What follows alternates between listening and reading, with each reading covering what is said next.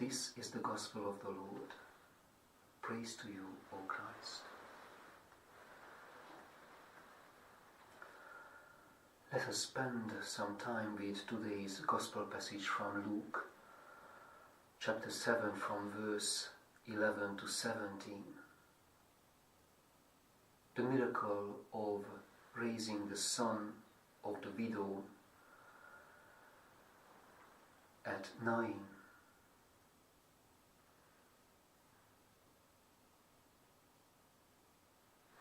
The first detail which strikes us is the fact that this was a young man. So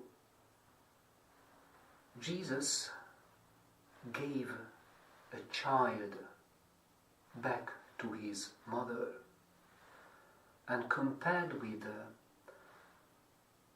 the whole lifespan which was interrupted by his death, we can see him almost as a young adult, as a child. So Jesus gives back a mother, a child, and with this Jesus restores the meaning of his motherhood. It is such a gift that suddenly this regained meaning and life, God's life-giving presence, permeates her whole life, fills it up to the full. There is meaning. And when Jesus gives her back her son, he also puts an end to his widowhood, in the sense that she is no longer an outcast.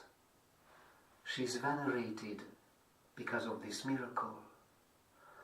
All the sadness just vanished because the value of the return of her son surpasses everything.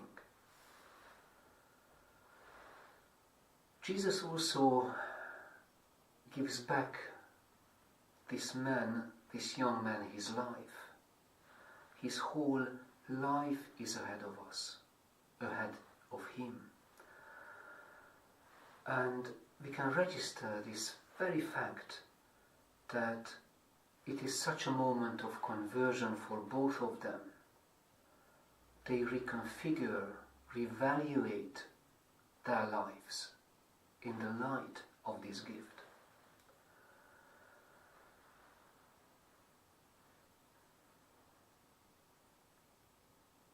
We could also meditate on the fact that Jesus doesn't and didn't heal everyone.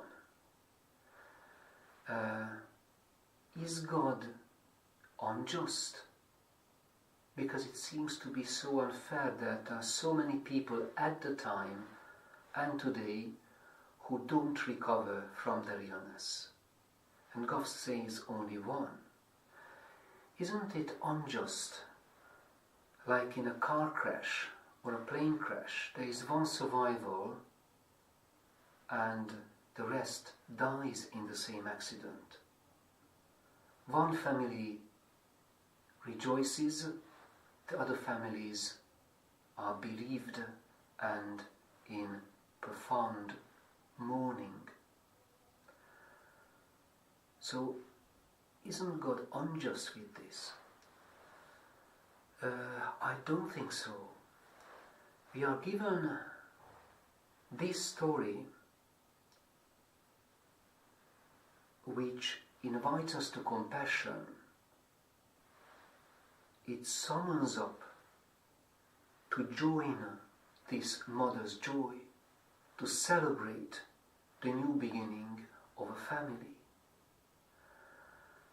This is the gift of hope This is the gift of compassion, that we can resonate with their being healed, with their being gifted with life in the midst of tragedy. And this ability to be compassionate, this ability to spot people in similar situation, is the guarantee that our soul is alive. There is a third level of meaning to this story. It speaks not only to us as individuals, but as a community. Our culture is carrying heavy weights and losses. On our beer is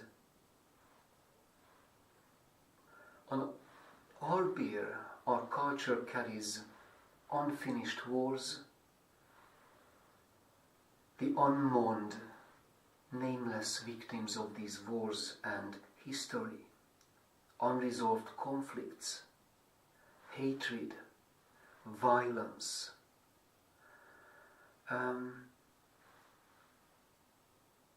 But we, as a community, as a culture, are also invited to resonate with compassion, to join the joy and the conversion of this mother, of this widow, and this young man whose life was given back to them.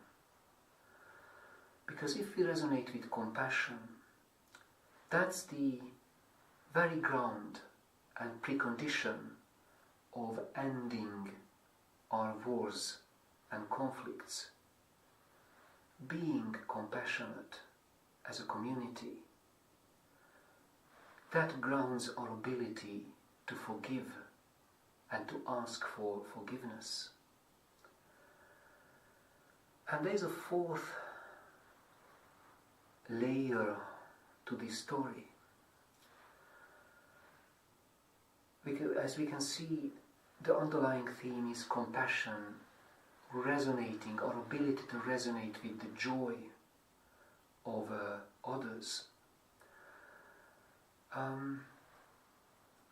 The gospel is realistic. It doesn't present us with naive images that everyone was healed. It doesn't lie. Jesus didn't heal. God doesn't heal everyone. And bearing the pain, yearning for redemption, this is the realism of the Gospels. But this realism, which still rooted in hope, is in such a strong contrast with our culture which surrounds us at present, the cyberspace, which is so unreal, so ungraspable. And what we can detect, it's almost like a thermometer or a very special, very sensitive sensor. This gospel passage tests our compassion.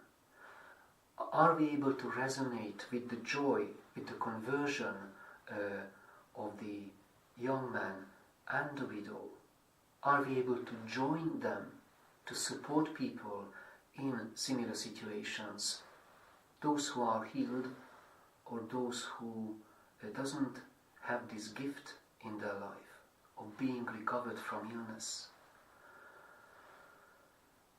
Because if we don't have this ability,